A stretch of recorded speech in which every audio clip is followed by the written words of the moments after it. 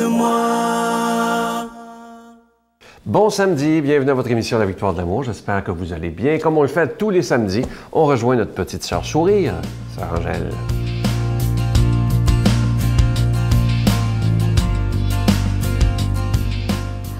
Bonjour! Oh, que je suis contente d'être arrivée vraiment au dimanche demain. C'est le baptême de Jésus. C'est là que tout l'Esprit Saint rentre en chacun de nous.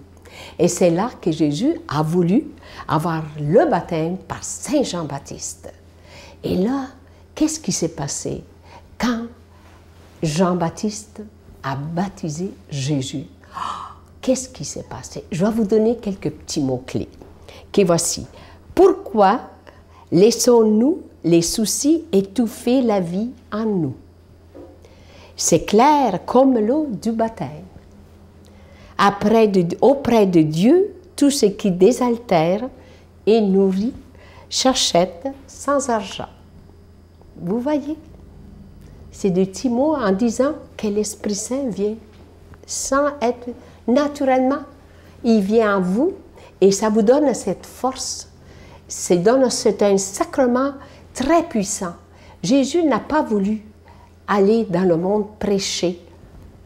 Il a voulu recevoir l'Esprit Saint pour éclairer, pour nous comprendre tous nos problèmes, pour comprendre nos difficultés, pour comprendre qu'est-ce que c'est qu'on ne comprend pas.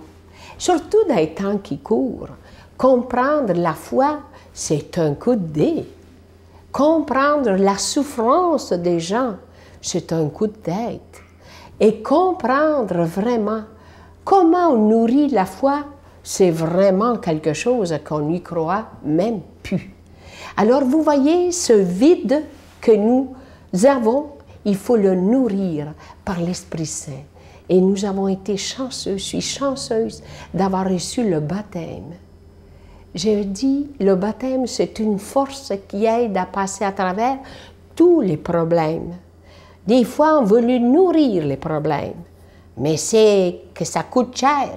Tandis que si on les prie, on rentre en silence, on réfléchit, et Jésus est allé 40 jours avant de recevoir le baptême. Il a été dans le silence, il a été vraiment dans le vide pour faire place à l'Esprit Saint. Et c'est ça, être appelé au service du Seigneur. C'est ça. On ne comprend pas pourquoi telle personne est appelée, l'autre n'est pas appelée, l'autre... Pourquoi? Il dit, beaucoup sont appelés, mais peu sont élus. C'est ça. Notre Père qui es aux cieux, que ton nom soit sanctifié, que ton règne vienne, que ta volonté soit faite sur la terre comme au ciel. Donne-nous aujourd'hui notre pain de ce jour. Pardonne-nous nos offenses comme nous pardonnons à ceux qui nous ont offensés. Ne nous laisse pas entrer en tentation, mais délivre-nous du mal, car c'est à toi qu'appartient le règne, la puissance et la gloire pour les siècles des siècles. Amen. La Victoire de l'amour vous invite à un magnifique pèlerinage en Terre Sainte en Jordanie en compagnie de Sœur Angèle, l'abbé Donald Thompson et Sylvain Charon.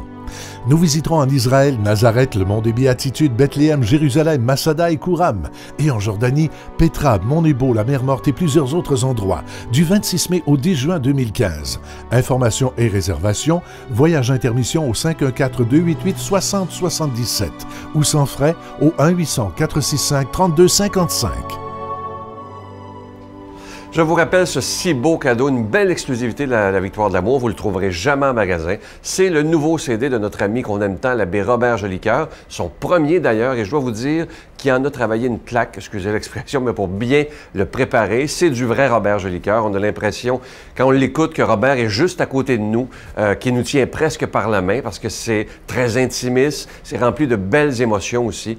Et si vous aimez le style de Robert, vous allez vraiment beaucoup aimer ce CD. Et on a voulu vous faire plaisir. Vous êtes nombreux à nous demander depuis environ un an et demi la si belle chanson, le psaume de la création, qui a été interprétée par Frédéric Coucou. Alors, elle est sur le CD à la fin. Alors, ça finit bien ce CD avec l'abbé Robert Jolicoeur. Je vous rappelle que c'est avec un don de 25 $ et si vous en voulez deux, avec un don de 40 $. Et je vous rappelle évidemment que vous recevrez un reçu pour fin d'impôt. Je vous donne l'adresse en vous remerciant de tout cœur de votre don en ce début du mois de janvier. La Victoire de l'amour, casier postal 120, succursale Boucherville à Boucherville. Le J4B 5E6, je vous la redonne. La Victoire de l'amour, casier postal 120, succursale Boucherville à Boucherville. Le J4B 5E6. Également par téléphone, par carte de crédit du lundi au vendredi de 8h30 à 16h30 dans le 514-523-4433, 523-4433 ou sans frais, le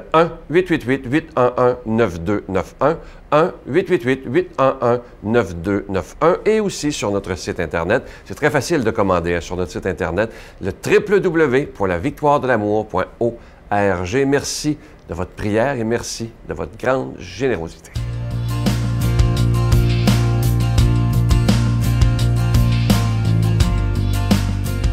Mon Dieu, donnez-moi la sérénité d'accepter les choses que je ne peux changer, le courage de changer les choses que je peux et la sagesse d'en connaître la différence. Amen. Aujourd'hui, pour proclamer la parole de Dieu, quelqu'un qui est avec nous depuis les débuts de la Victoire de l'amour, l'abbé Donald Thompson.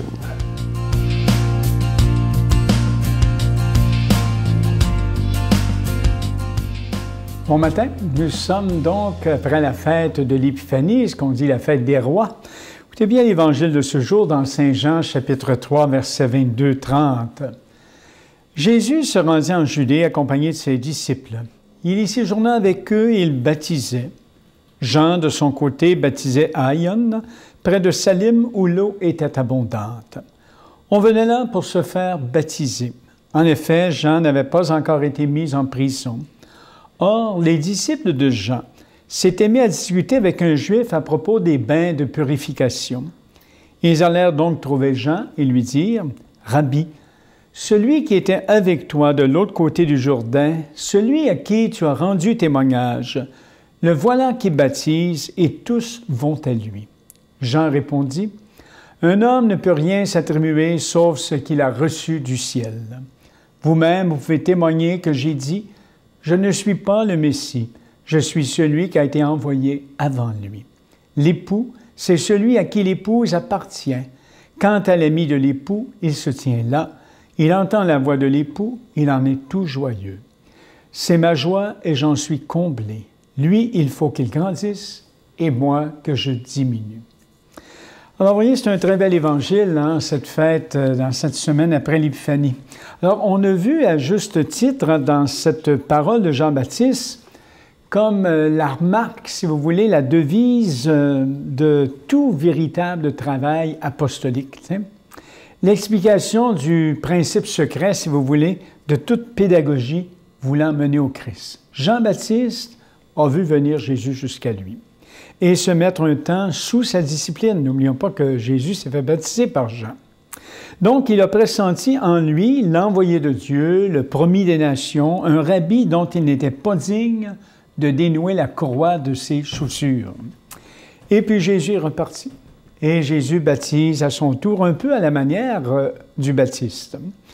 Alors là, imaginez, les disciples de Jean éprouvent un certain dépit. Hein. Comment se fait-il que lui baptise? Mais ce dernier manifeste bien sa qualité d'annonciateur. Alors Jean sait qu'il est seulement la voix et non la parole. Vous voyez, je parle, ça prend une voix, et je parle, la parole. Jean est la voix, Jésus est la parole. Cette image, elle est très, très belle. Ainsi repousse-t-il toute idée de concurrence que lui ferait Jésus. Pour Jean-Baptiste, Jésus ne lui fait pas de concurrence. Pour les disciples de Jean, il semble y avoir une concurrence. Au contraire, il crie la joie qui lui gonfle le cœur. Il voit le festin des noces, on appelle ça les noces messianiques du Messie qui vient, se dresser pour ainsi dire. Donc, il n'est que le garçon d'honneur, tout juste responsable de quelques préparatifs. Vous voyez, c'est fort intéressant ça pour nous. Alors, voici l'époux qui arrive. Le héros de la fête, c'est vers lui que doivent se tourner les regards. Alors ici, vous voyez la splendide image des épousailles de Dieu et de l'être humain, un thème qui est si longuement contemplé dans toute la tradition de l'Ancien Testament et qui avait atteint un tel degré de beauté, par exemple, chez le prophète Osée, si vous lisez, qui enchante le cœur du Baptiste. Il est la voix qui crie dans le désert, « Voici l'époux, aller à sa rencontre. Donc, il en éprouve toute joie, puis il en est comblé. Alors, voyez ici, sous ses yeux, l'espérance, on pourrait dire, de l'humanité entière trouve enfin une réponse comblante. Alors, aujourd'hui, regardons un petit peu cet évangile. Hein. À côté de notre Église visible, hein, il y a toute une Église invisible formée d'un nombre immense de brebis, hein, qui se retrouveront à la fin. Et admettre que d'autres venant d'ailleurs nous rejoindront dans le royaume, eh bien, c'est nullement un manque de foi. Hein? C'est le chemin que nous avons emprunté, bien sûr, est infaillible ce chemin. Mais pour suivre une route pleine de sécurité, il est pas nécessaire de décrier les autres chemins. Voyez?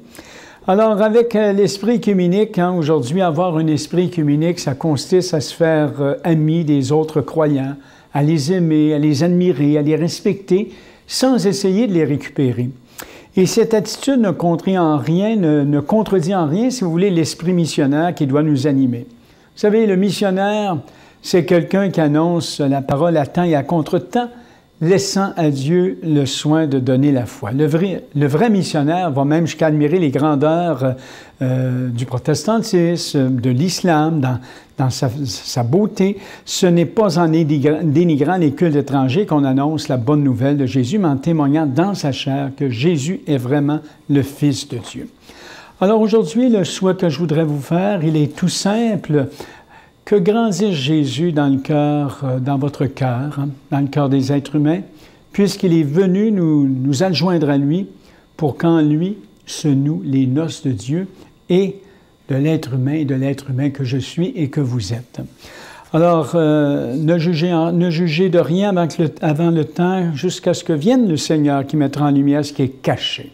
Que le Dieu de la vie bénisse, le Père, le Fils et le Saint-Esprit. Je vous souhaite une excellente journée.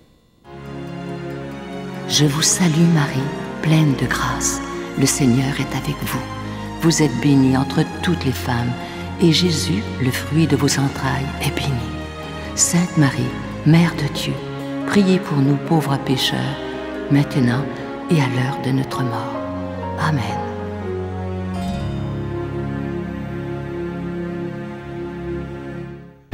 Venez célébrer avec nous le 20e anniversaire de la Victoire de l'amour en compagnie de Monseigneur Christian Lépine, archevêque de Montréal, l'abbé Robert Lemire, l'abbé Robert Jolicoeur, Dolly Dimitro, Jean-Marc Chaput, Sœur Angèle et Sylvain Charon. Et en chanson, Miguel Padilla, Frédéric Coucou, William Coallier, Robert Lebel, Giorgia Fomenti et un mini-spectacle de l'unique Michel Louvain. Le samedi 16 mai 2015 à 13h à l'Arena Maurice Richard de Montréal, Métro Vio. Coût du billet 25 $, taxes incluses. Réservez rapidement au 514-523-4433 ou sans frais au 1-888-811-9291. Un grand rassemblement d'amour et de foi inoubliable. Je vous invite à ne pas manquer l'émission demain à 5h30 et 12h30 sur le réseau TVA. Mon invité, Marthe Saint-Laurent, qui a écrit un livre, La mort à ma table. Imaginez, elle a perdu son mari, elle nous l'explique demain d'une façon brutale. Et elle est tombée malheureusement dans l'alcoolisme, mais grâce à sa foi, elle s'en est sortie. Un témoignage avec beaucoup d'espérance. Parlez-en à vos amis et vous allez voir que peu importe les épreuves qu'on peut avoir dans la vie, si on a la foi, on peut toujours passer à travers. Je vous souhaite une belle journée et... Comme je vous dis souvent, aujourd'hui, on pourrait en profiter pour dire des « je t'aime » à ceux à qui on le dit pas assez souvent. Bonne journée. Bye. C'est ça. Est-ce que j'ai bien lu que c'était entre 1 et 3 bouteilles de vin par jour? Oui. Là. Oui. En fait, le minimum, c'était une bouteille. Puis je pouvais aller jusqu'à 3 bouteilles. Donc, je commençais à boire à midi. Et mon poste avait été aboli 2 semaines avant. Donc, non seulement j'avais plus d'amoureux, j'avais plus de mari, mais j'avais plus d'emploi non plus.